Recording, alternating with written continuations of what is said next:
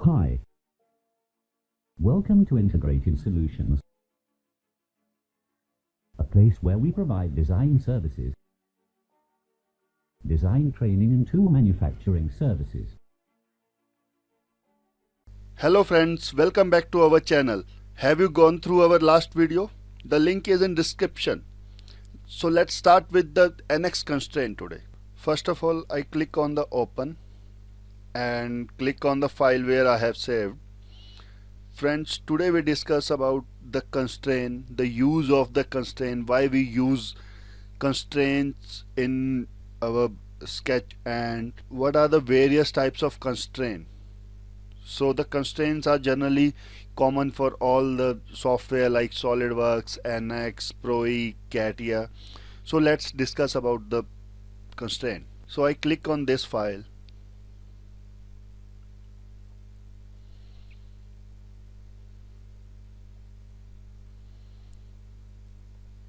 This is our main window. In the last video we have completed up to here. So today we are going to discuss upon geometrical constraint. So basically, what is constraint? Constraint is basically a degree of freedom. Like this, this line is moving in two direction, x and y. So in any parametric design software, the base is to constrain the sketch so that it cannot move like this. So there are two type of geometrical constraints. One is geometrical constraint and one is dimensional constraint. So with the help of geometrical and dimensional constraint, these lines or these arcs are or sketch is fully constrained. Let me show you here. In the status bar, we can see here the sketch is fully constrained with 60 auto dimensions, right? It means कि जो हमारी जो ये lines हैं और जो ये हमने जितना ये इस कंप्लीट ग्राफिक्स विंडो के अंदर जो बनाया है, इसमें जब तक हम 60 पॉइंट्स या रिलेशंस ऐसे हैं जिनको हम जब जोड़ेंगे तभी वो हमारा फुली कंस्ट्रेंड होगा. फुली कंस्ट्रेंड का मतलब है डिग्री ऑफ फ्रीडम. बेसिकली क्या है कि ये हमारा जो सॉफ्टवेयर की जो ग्राफिक्स विंडो है ये एक तरह से स्पेस है हमारे लिए. तो स्पेस के अंदर अगर किसी चीज को हमारे को एक डिफाइंड पाथ के अलोंग या किसी एक पर्टिकुलर डायरेक्शन पे उसको चलाना है, तो उसके लिए हमारे को इस स्पेस के अंदर स्पेस का जो एक जो सेंटर होगा, जो 0 पॉइंट होगा एक्स वाई जेड डायरेक्शन में, उसके अलोंग हमारे को उसका रेफरेंस देना पड़ेगा, तभी वो पर्टिकुलर एक डिजायर्ड पाथ पे घूम सकता है. तो सेम एज इट इज़ यहाँ पे हमारे डिज़ाइनिंग सॉफ्टवेयर में भी सेम चीज़ है कि जो ये 0 एक्स वाई जेड जो कोऑर्डिनेट सिस्टम जो ओरिजिन जो है हमारा, उसके रिस्पेक्ट में हमारे को पूरे जो भी हम स्केचेस बनाते हैं उनको हमारे को रेफरेंस लेके चलना पड़ता है. तो जो वो रेफरेंस हमारा पूरा कंप्लीट रहता है उसको हम बेसिकली ज्योमेट्रिकल कंस्ट्रेंट्स बोलते हैं, राइट फ्रेंड्स. यहाँ पे हमारे पास ज्योमेट्रिकल कंस्ट्रेंट पे क्लिक करता हूँ मैं. सो here you can see this. So friends, generally जो कंस्ट्रेंट जो हम ज्योमेट्रिकल कंस्ट्रेंट और डायमेंशनल कंस्ट्रेंट दो की जो बात कर रहे हैं, उसमें आज हम इस वीडियो के अंदर ज्योमेट्रिकल कंस्ट्रेंट्स पे फोकस करेंगे. So what is geometrical constraint? Generally हमारे को सबसे पहले ज्योमेट्रिकल कंस्ट्रेंट के लिए या तो हम यहाँ पे ज्योमेट्रिकल कंस्ट्रेंट पे क्लिक कर सकते हैं, right. Otherwise we have second option of direct हम सी प्रेस करेंगे तो हमारा ये शॉर्ट की है, तो उससे हमारा ये ज्योमेट्रिकल कंस्ट्रेंट की विंडो खुल के आ जाएगी.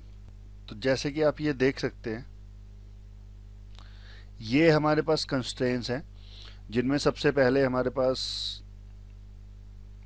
कोइंसिडेंट है, पॉइंट ऑन कर्व है, टेंजेंट है, पैरेलल है, परपेंडिकुलर है, हॉरिजेंटल है, वर्टिकल है, हॉरिजेंटल अलाइनमेंट है, वर्टिकल अलाइनमेंट है, मिड पॉइंट है, कोलिनियर है, कोसेंट्रिक है, इक्वल रेडियस है, और फिक्स्ड है।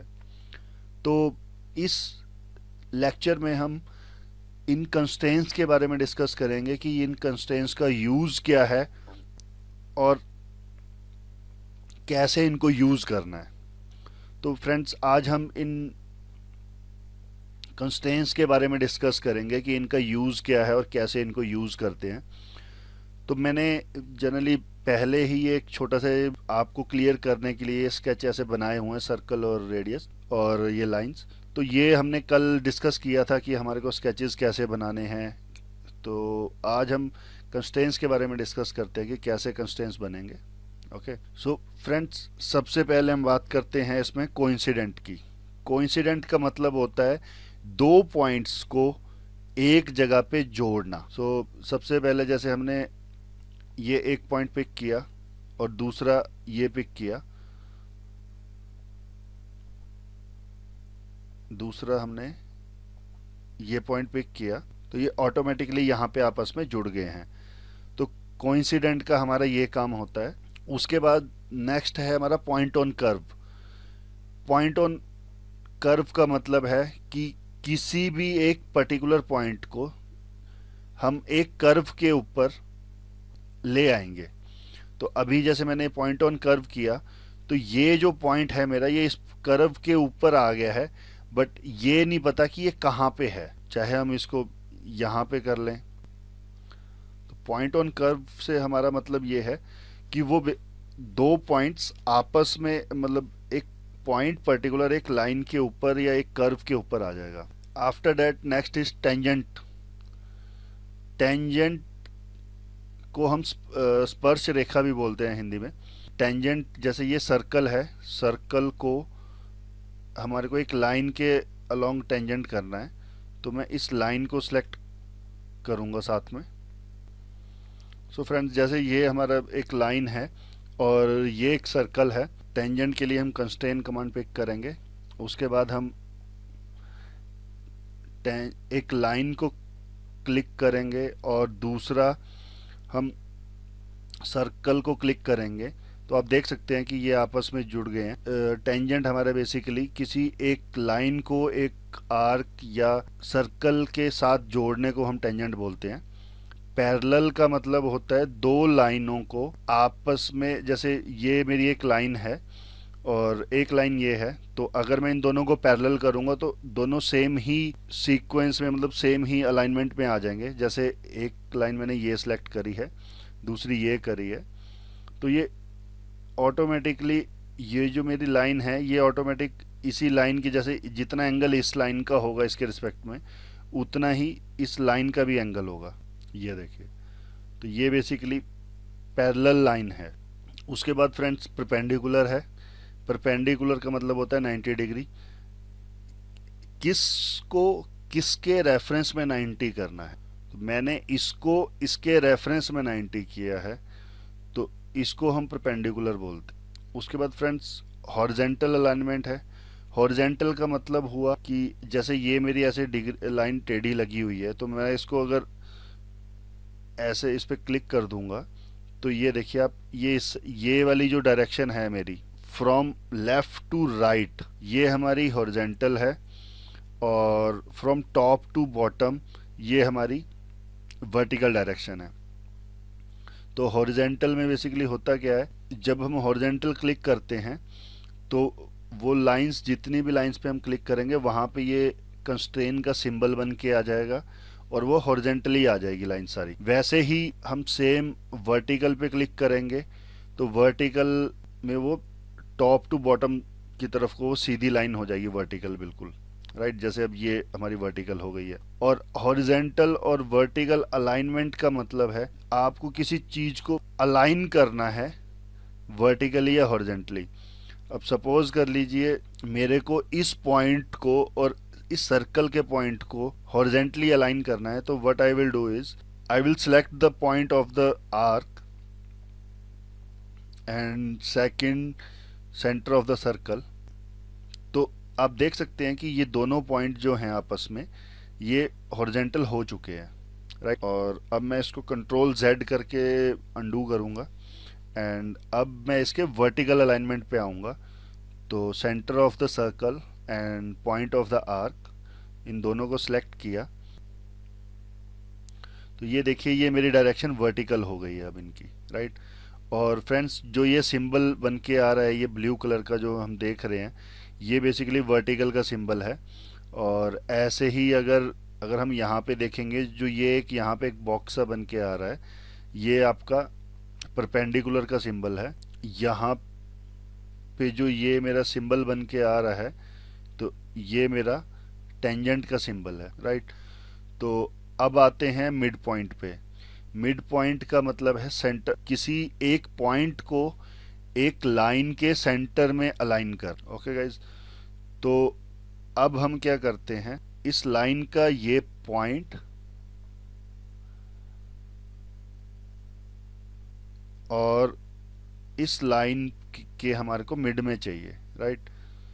तो गाइज आप देख सकते हैं कि ये लाइन जो है उसका सेंटर ये है, और ये जो लाइन थी इसका सेंटर ये है। तो ये मिड पॉइंट पे आ चुका है, पॉइंट आपस में जुड़ा नहीं है पर वो इस लाइन के मिड में आ चुका है पॉइंट। उसके बाद कोलिनियर जो रिलेशन है उसमें क्या होता है कि दो लाइंस को, ध्यान दीजिएगा, जैसे मैंने एक लाइन ये सिलेक्ट करी है और सेकंड ये सिलेक्ट करी है, तो ये दोनों लाइन आपस में एक लाइन में अलाइन हो जाएंगी। ये देखिए ये दोनों लाइनें आपस में एक लाइन में अलाइन हो गई हैं, तो इसको हम कोलिनियर बोलते हैं। उसके बाद नेक्स्ट जो है वो है हमारा कोसेंट्रिक। कोसेंट्रिक का मतलब होता है दो या दो से ज़्यादा जितने भी सर्कल हों उनका सेंटर पॉइंट सेम होना, राइट। तो जैसे मैंने एक सर्कल ये सिलेक्ट किया, सेकंड सर्कल ये सिलेक्ट किया, तो आप देख सकते हैं कि इन दोनों का जो सेंटर है वो अब सेम हो चुका है। जैसे मैंने ये सर्कल सेलेक्ट किया, ये किया, तो अब देखिए ये तीनों सर्कल अब मेरे एक ही लाइन में सेट हो चुके हैं, मतलब सेंटर इन तीनों सर्कल्स का सेम है। उसके बाद फ्रेंड्स इक्वल लेंथ है। इक्वल लेंथ का मतलब होता है कि किसी दो लाइनों को, अब जैसे मैंने एक लाइन ये सिलेक्ट करी और एक ये सिलेक्ट करी है, तो अब देखिएगा एक की डायमेंशन इसकी छोटी हो गई। इट मीन्स कि जो इसकी जो लेंथ है, जो इस लाइन की जो लेंथ है वही इस लाइन की लेंथ हो, तो इक्वल लेंथ का ये मतलब होता है। उसके बाद फ्रेंड्स है equal radius. So equal radius में क्या होता है, दो पर्टिकुलर डायामीटर्स को या दो पर्टिकुलर रेडियस को सेम करना, या मतलब दो आर्क होती हैं, जैसे आर्क को सेम करना या फिर सर्कल को सेम करना, उसको हम इक्वल रेडियस बोलते हैं। तो इक्वल रेडियस में मैंने क्या किया, फर्स्ट ऑफ ऑल मैंने सबसे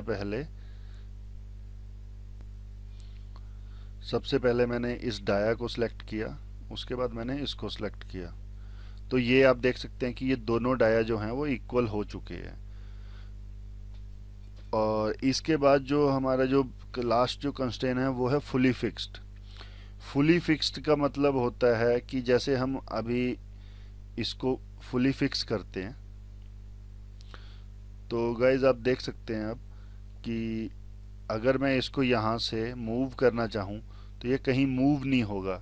जनरली होता क्या है कि हम किसी पर्टिकुलर एक लाइन पे या डाया पे क्लिक करेंगे, माउस का लेफ्ट बटन क्लिक करेंगे और उसको क्लिक करके माउस का लेफ्ट बटन हम प्रेस करेंगे और उसको ड्रैग करने की कोशिश करेंगे तो वो जनरली मूव हो जाता है।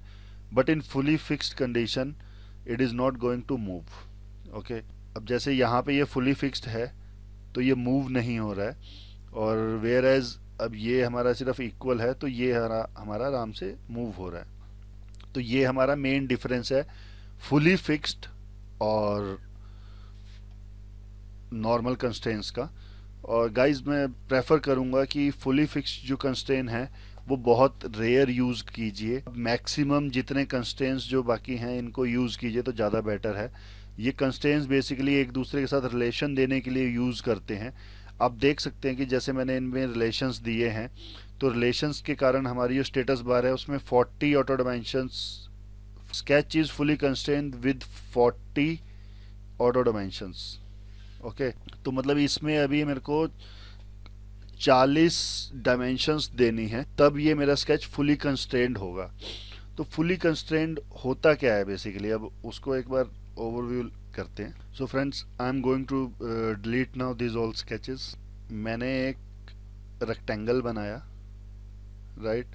अब मैं इसको कंस्ट्रेंट्स दे रहा हूँ. सबसे पहले हम इसको कोलिनियर करते हैं. ओके. और एक हमारा जो कंस्ट्रेंट है वो मेक सिमेट्री है. मेक सिमेट्री में दो लाइंस को आप सिलेक्ट करोगे, उसके बाद जिसके अलोंग आपको उसको सिमेट्रिक करना है उसको सिलेक्ट करोगे. तो मैंने ये जेड एक्सिस ली है. तो आप देख सकते हो कि ये जो रेक्टेंगल जो बना है वो इस पर्टिकुलर सेंटर से दोनों साइड को बराबर हो चुका है मेक सिमेट्री के अकॉर्डिंग. तो यहाँ पे आप देख सकते हैं फ्रेंड्स, अब sketch is fully constraint with 2 auto dimensions, right. अगर मैं इसको अंडू करूंगा तो अब ये मेरे को 4 दिखा रहा है. Sketch is fully constraint with 4 auto dimensions. मतलब जो हमारा जो ये स्केच है, स्केच हमारा फुली फिक्स, मतलब उसकी जो डिग्री ऑफ फ्रीडम्स है, अभी ये हमारा एक्स में और जेड वाई में मूव कर सकता है 2 डायरेक्शंस में.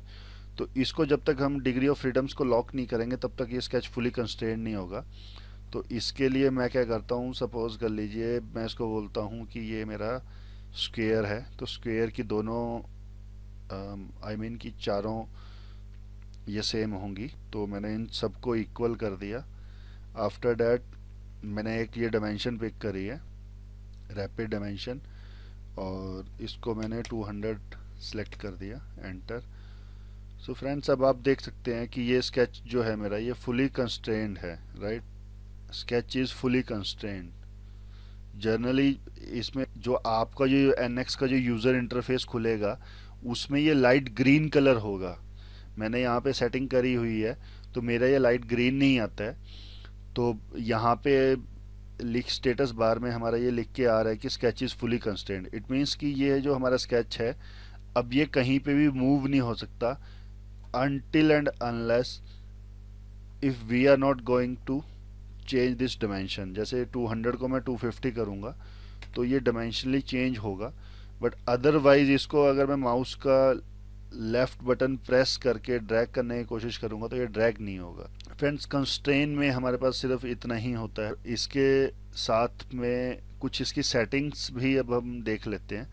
तो ध्यान दीजिएगा यहाँ पे एक बार, डिस्प्ले स्केच कंस्ट्रेन.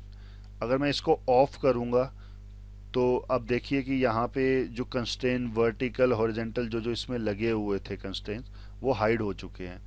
तो मैं इस पर अब दोबारा क्लिक करूँगा तो ये देखिए ये इक्वल और ये सिमेट्रिक का कंस्ट्रेन आ गया इसमें.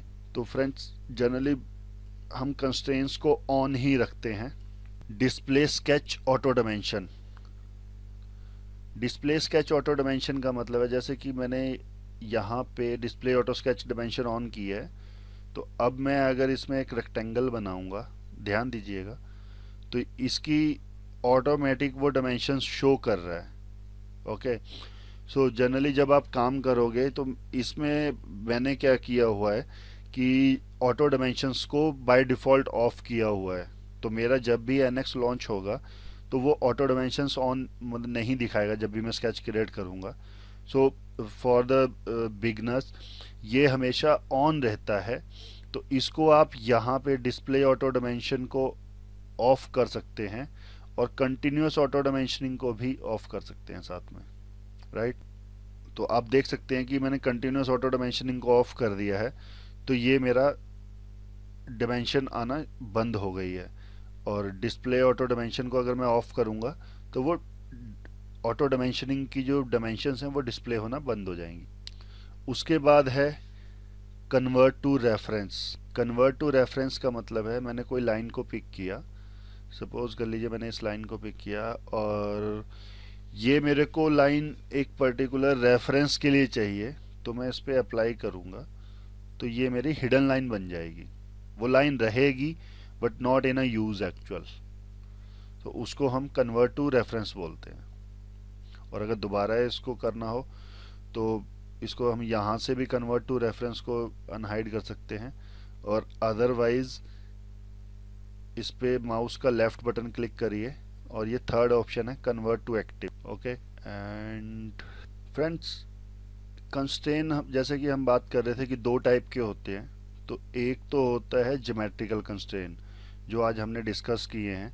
ज्योमेट्रिकल कंस्ट्रेन में ये सारे जो point on curve, coincident, tangent, parallel, तो दोस्तों एनिमेट डायमेंशन में क्या होता है वो ये सभी क्लियर कर जो हैं हमारे ज्योमेट्रिकल कंस्ट्रेन हैं। और जो हम डायमेंशंस देते हैं उनको हम डायमेंशनल कंस्ट्रेंट्स बोलते हैं।